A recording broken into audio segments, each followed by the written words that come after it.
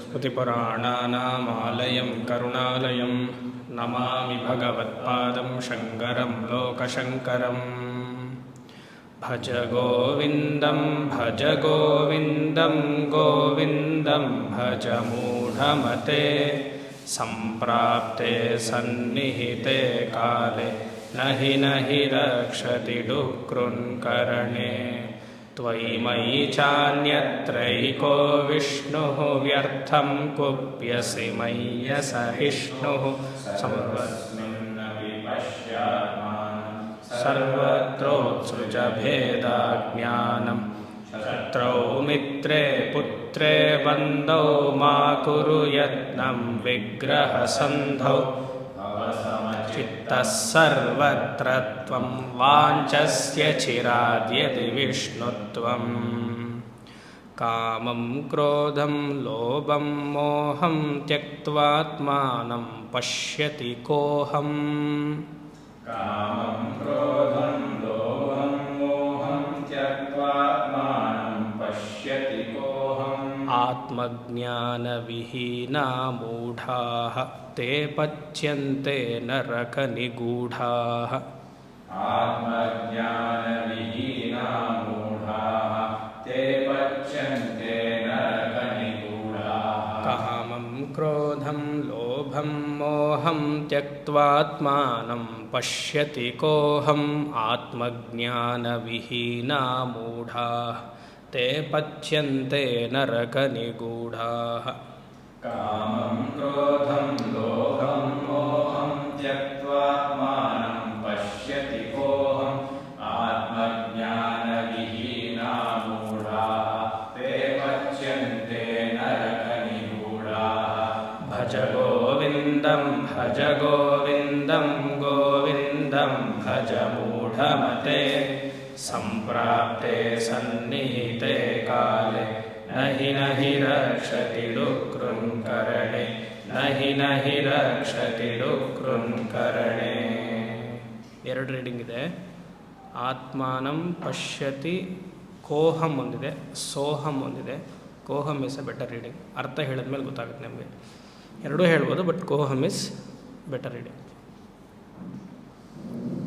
ಭಾರತೀ ವರ್ಷ ಆಚಾರ್ಯರು. ಭಾರತೀ ವರ್ಷ. ಈ ಶ್ಲೋಕವನ್ನು ನಾವು ಮುಂಚೆನೇ ನೋಡಿದ್ದೀವಿ, ಜಾಸ್ತಿ ವಿಶ್ಲೇಷಣೆ ಮಾಡುವಂಥ ಅವಶ್ಯಕತೆ ಇಲ್ಲ. ಮೇಲ್ನೋಟಕ್ಕೆ ಮಾತ್ರ ನೋಡೋಣ, ಯಾಕೆಂದರೆ 2, 3, 4 ಇದೇ ನೋಡಿರೋದು. ಕಾಮಂ ಕ್ರೋಧಂ ಲೋಭಂ ಮೋಹಂ. ಮದ ಮಾತ್ಸರ್ಯ ಬರಲಿಲ್ಲ, ಕಾಮಕ್ರೋಧ ಬಂದು ಹೊರಟೋಯ್ತು. ಲೋಭ ಹಾಗೂ ಮೋಹನ ಬಂದು, ಲೋಭ ಬರಲಿಲ್ಲ, ಇಲ್ಲಿ ಬಂದಿದೆ. ಸೊ ಲೋಭನ ಮಾತ್ರ ನೋಡ್ಬೋದು, ಮದ ಮಾತ್ಸರ್ಯನೂ ಸೇರಿಸ್ಕೊಡ್ಬೋದು. ಎಲ್ಲ ಒಂದೇ ಥರ, ಎಲ್ಲ ಅಣ್ಣ ತಮ್ಮಂದರೆ. ಕಾಮ ಒಂದು ದೊಡ್ಡಣ್ಣ, ಅವನಿಂದ ಫಾಲೋ ಆಗ್ತಾರೆ ಎಲ್ಲ ಚಿಕ್ಕಣ್ಣಂದು ತಮ್ಮಂದರು. ಯಾಕೆ ಕೋಹಂ ಇಸ್ ಬೆಟರ್ ದ್ಯಾನ್ ಸೋಹಂ ಹೇಳಿದೆ ಅಂದರೆ, ನಾನು ಯಾರು ಅಂತ ನೀನು ಪ್ರಶ್ನೆ ಮಾಡಿಕೊಂಡ್ರೆ ಈ ಚಿಂತನೆ ಎಲ್ಲ ಇದೆಯಲ್ವ, ಕಾಮ ಕ್ರೋಧ ಲೋಭ ಮೋಹ ಮದ ಮಾತ್ಸರ್ಯ, ಆ ಚಿಂತನೆ ಎಲ್ಲ ಹೊರಟೋಗುತ್ತೆ. ಸಪೋಸ್ ಅದನ್ನು ಸೋಹಂ ಅಂತ ತಗೊಂಡ್ರೆ ಇದೆಲ್ಲ ಇರಲ್ಲ ಅಂತ. ಇವಾಗ ಯಾರಿಗೆ ಜೀವಾತ್ಮ ಭಾವ ಇದೆಯೋ ಅವ್ರಿಗೆ ಈ ಕಾಮಕ್ರೋಧ ಲೋಭ ಮೋಹ ಮದ ಮಾತ್ಸರ್ಯ ಇರಲ್ಲ. ಗೊತ್ತಾಗ್ತಿದೆಯಾ? ಯಾರಿಗೆ ಜೀವಾತ್ಮ ಭಾವ ಇದೆಯೋ, ಇವಾಗ ಅಲ್ಲಿ ಸೋಹಂ ಅಂತ ತಗೊಂಡ್ಬಿಟ್ರೆ, ಕಾಮಂ ಕ್ರೋಧಂ ಲೋಭಂ ಮೋಹಂ ಪಶ್ಯಾತ್ಮಾನಂ ಪಶ್ಯತಿ ತ್ಯಕ್ತ್ವಾತ್ಮಾನಂ ಪಶ್ಯತಿ ಸೋಹಂ ಅಂತಿದೆ. ಅಂದರೆ ಜೀವಾತ್ಮ ಭಾವ ಇರೋವನಿಗೆ ಸೋಹಂ ಭಾವೇನ ಪೂಜೆಯಿತ್ತು. ಸೋಹಂ ಚಿಂತನೆಯನ್ನು, ನಿನ್ನ ಸ್ವರೂಪದ ಚಿಂತನೆಯನ್ನು ಮಾಡುವಂಥ. ಜೀವಾತ್ಮನಿಗೆ ಈ ಅರಿಷಡ್ವರ್ಗಗಳು ಇರಲ್ಲ. ನಿಜವಾಗ್ಲೂ ಜೀವಾತ್ಮ ಅವನು ಅನ್ಸ್ಕೊಂಡಿದ್ದೆ, ಯಾಕಂದ್ರೆ ಜೀವಾತ್ಮ ಅಲ್ವ, ಅವನಿಗೆ ಭಯ ಇರುತ್ತೆ ಧರ್ಮದ ಮೇಲೆ. ಯಾರಿಗೆ ಅಧರ್ಮದಲ್ಲಿ ಆಸಕ್ತಿ ಇರುತ್ತೋ ಅವರು ಜೀವಾತ್ಮರಾಗಕ್ಕೆ ಸಾಧ್ಯ ಇಲ್ಲ. ಅದಕ್ಕೆ ಕೋಹಂ, ನಾನು ಯಾರು ಅಂತ ತಿಳಿ. ದೇಹಾತ್ಮ ಬುದ್ಧಿ ಇದ್ದರೆ ಇದೆಲ್ಲ ಸಾಧ್ಯ. ಗೊತ್ತಾಗ್ತಿದೆಯಾ? Very subtle point. ನಾನು ದೇಹ ಅಂತ ಮನಸ್ಸು ಯಾರಿಗಿರತ್ತಲ್ವ ಅವ್ರಿಗೆ ಈ ಕಾಮವನ್ನು, ಆಸೆಯನ್ನು, ಕ್ರೋಧವನ್ನು, ಕೋಪ ಮಾಡಿಕೊಳ್ಳೋದು. ಆಸೆ ಮತ್ತು ಕೋಪ ಎರಡೂ ಒಂದೇ ನಾಣ್ಯದ ಎರಡು ಮುಖಗಳು. ಎಲ್ಲಿ ನನಗೆ ಆಸೆ ಈಡೇರಲಿಲ್ಲ ಸಾಧಾರಣವಾಗಲ್ಲಿ ಕೋಪ ಬಂದೇ ಬರುತ್ತೆ. ಕೋಪ ವಿಲ್ ಟರ್ನ್ ಇಂಟು ಫ್ರಸ್ಟ್ರೇಷನ್. ಲೋಭ, ಅಲ್ಲಿ ನಾವು 2ನೇ ಅಧ್ಯಾಯದಲ್ಲೆಲ್ಲ 2ನೇ ಶ್ಲೋಕದಲ್ಲೆಲ್ಲ ಹೇಳಿದ್ವಿ. ಧನಗತ ಚಿಂತ ಅಲ್ಲಿ ಹೇಳಿ ಆಯಿತು, ಮತ್ತು ನಾರೀಸ್ತನ ಬರಲ್ಲಿ ಹೇಳಿ ಆಯಿತು. ಅದೆಲ್ಲ ಕಾಮಕ್ರೋಧಕ್ಕಾಯಿತು. ಲೋಭ ಅಂದ್ರೇನು? ಗ್ರೀಡ್, ದುರಾಸೆ. ದುರಾಸೆ ಹೇಗೆ ಬರುತ್ತೆ? ನಾನು ಸಂಪಾದನೆ ಮಾಡಿರುವಂಥ ಹಣ ನನ್ನಲ್ಲೇ ಇರಬೇಕು, ಖರ್ಚಾಗಬಾರದು. ಪಾಯಿಂಟ್ 1. ನೀವು ಸಂಪಾದನೆ ಮಾಡಿರುವಂಥ ಹಣ ನನಗೆ ಕೊಡಬೇಕು, ಅದು ನನ್ನಲ್ಲೇ ಇರಬೇಕು, ಖರ್ಚಾಗಬಾರ್ದು. 3ನೇದು, ನೀವು ಕೊಟ್ಟಿರೋದನ್ನು ನಾನು ಖರ್ಚು ಮಾಡಲ್ಲ, ನಾನು ಗಳಿಸಿರೋದನ್ನು ನಾನು ಖರ್ಚು ಮಾಡಲ್ಲ, ಹಾಗೇ ಬ್ಯಾಂಕ್ ಅಕೌಂಟಲ್ಲೇ ಇರಬೇಕು. ಇದಕ್ಕೆ ಲೋಭ ಅಂತ ಹೇಳೋದು. ಶಾಸ್ತ್ರ ವ್ಯಂಗ್ಯವಾಗಿ ಒಂದು ಮಾತು ಹೇಳುತ್ತೆ, ದಾನ ಮಾಡಬೇಕು ಸರಿ, ಇವನು ಲೋಭ ದಾನ ಮಾಡೋನಿಗಿಂತ ಪುಣ್ಯವಂತ ಅಂತೆ. ವ್ಯಂಗ್ಯವಾಗಿ ಮಾತಿದು. ಏನಾಗುತ್ತೆ, ದುಡ್ದಿರುವಂತಹ ಹಣದಲ್ಲಿ ನಮಗೇನು ಭಗವಂತ ಕೊಟ್ಟಿದ್ದಾನೋ ಅದರಲ್ಲಿ ದಾನ ಮಾಡಿದ್ರೆ ಪುಣ್ಯ ಅಂತ. ಅದಕ್ಕಿಂತ ಉತ್ತಮೋತ್ತಮವಾದ ಪುಣ್ಯ ಯಾರು ಅಂದರೆ ಈ ಲೋಭ ಮಾಡಿರೋನು ಅಂತ. ಅದಕ್ಕೆ ಅವನಿಗೆ ದೊಡ್ಡ ಉನ್ನತ ಲೋಕ ಪ್ರಾಪ್ತಿ ಅಂತೆ. ಏನಂದರೆ ಇವನು ಕೊಡ್ತಾನಲ್ವ, ದಾನ ಮಾಡಿರೋನು ದುಡ್ದಾದ್ಮೇಲೆ ಸ್ವಲ್ಪ ಕೊಡ್ತಾನೆ, ಇವನು ಸತ್ತ ಮೇಲೆ ಕೊಡ್ತಾನೆ. ಲೋಭಿ ಸತ್ತ ಮೇಲೆ ಕೊಡ್ತಾನೆ. ಹೇಗೆ ಗೊತ್ತಾ? ಮುಟ್ಟದೇನೆ ಕೊಡ್ತಾನೆ ಅಂತ. ಇವನು ಮುಟ್ಬಿಟ್ಟಿದ್ದಾನಲ್ಲ, ಗೊತ್ತಾಗ್ತಿದೆಯಾ? 10 ರೂಪಾಯಿ ತೊಗೊಳ್ಳಿಪ್ಪ, ಮುಟ್ಟದೆ, ಇವಾಗ ಬಂತು. ಇವನು ಇರುವಾಗಲೂ ಹಾಗೆ ಇಟ್ಕೊಂಡು ಬ್ಯಾಂಕಲ್ಲೇ ಇಟ್ಟು ಇವೊಂದು 12-13ನೇ ದಿವಸ ತಿಥಿ ವೈಕುಂಠ ಅಲ್ಲ ಆದಮೇಲೆ ಅವಾಗ ಖರ್ಚು ಮಾಡುವಂಥ ಅಷ್ಟರ ಮಟ್ಟಿಗೆ ಅವನಿಗೆ.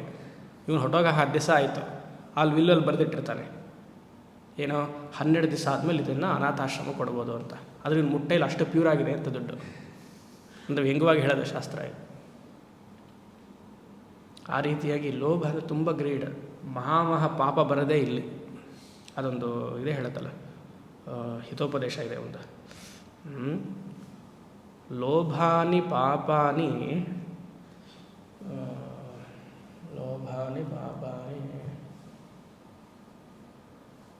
ಒಂದು ಶ್ಲೋಕ ಬರುತ್ತೆ, ಚೆನ್ನಾಗಿದೆ ಹಿತೋಪದೇಶ, ರಾಮಾಯಣದಲ್ಲೂ ಬರುತ್ತೆ ಇದು. ಪಾಪ ಎಲ್ಲಿದೆ? ಲೋಭದಲ್ಲಿದೆ ಪಾಪ. ಆಮೇಲೆ ರೋಗ ಎಲ್ಲಿದೆ? ಬಾಯಲ್ಲಿದೆ ಅಂತ ಒಂದು ಶ್ಲೋಕ ಬರುತ್ತೆ. ಆಮೇಲೆ ದುಃಖ ಎಲ್ಲಿದೆ? ಆಸೆಯಲ್ಲಿದೆ. ತಸ್ಮಾತ್ ತ್ರೀಣಿ ತ್ಯಕ್ತ್ವಾ ಸುಖೀ ಭವ ಅಂತ ಒಂದು ಬರುತ್ತೆ.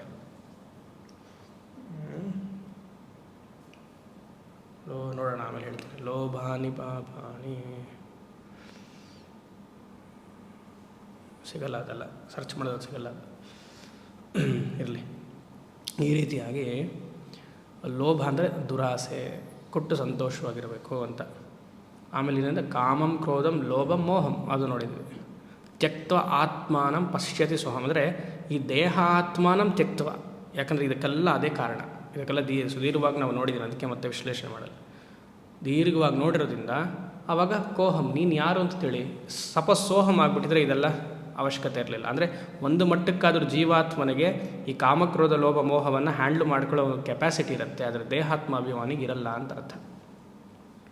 ಆತ್ಮಜ್ಞಾನ ವಿಹೀನ ಮೂಢಾ ತೇ ಪಚ್ಯಂತೆ ನರಕ ನಿಗೂಢಾ. ಪಚ್ಯಂತೆ ಅಂದರೆ ಇಟ್ ಇಸ್ ಕುಕ್ಡ್, ಪಚನಂ.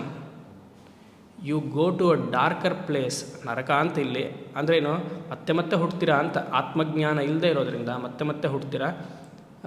ನಿಜವಾಗ್ಲೂ ಸ್ವರ್ಗ ನರಕ ಇದೆಯಾ ಸ್ವಾಮಿ ಅಂದರೆ ಈ ಕಾಮಕ್ರೋಧ ಲೋಭ ಮೋಹ ಮದ ಮಾತ್ಸರ್ಯ ವೃತ್ತಿಯನ್ನು ಇಟ್ಕೊಂಡಿರೋದೇ ನರಕದ ಚಿಂತನೆ. ಪ್ರತ್ಯೇಕವಾಗಿ ನರಕ ಇದೆ ಅಂತಲ್ಲ, ಮನಸ್ಸಿನಲ್ಲಿ ಯಾವಾಗಲೂ ಕುದಿತಾ ಇರುತ್ತಲ್ಲ. ಬೆದಕಾಟ ಬದುಕೆಲ್ಲ ಚಣಚಣವು ಹೊಸ ಹಸಿವು, ಅದಕ್ಕಾಗಿ ಇದಕ್ಕಾಗಿ ಮತ್ತೊಂದಕ್ಕಾಗಿ ಅಧಿಕಾರ ಸಿರಿ ಸೊಗಸು ಕೀರ್ತಿಗಳ ನೆನೆದು ಮನ ಕುದಿಯುತ್ತಿಹುದಾವಗು ಮಂಕುತಿಮ್ಮ. ಎಷ್ಟು ಚೆನ್ನಾಗಿ ಹೇಳ್ತಾರೆ ನೋಡಿ. ಬೆದಕಾಟ ಬದುಕೆಲ್ಲ, ಹುಡುಕಾಟ ಬೆದಕ, ಅದನ್ನು ಗಳಿಸ್ತೀನ ಇದನ್ನು ಗಳಿಸ್ತಿಲ್ಲ ಅಂತ. ಚಣಚಣವು ಹೊಸ ಹಸಿವು. ನಾಳೆ ಅದು iPhone 14, iPhone 15, 16, 17.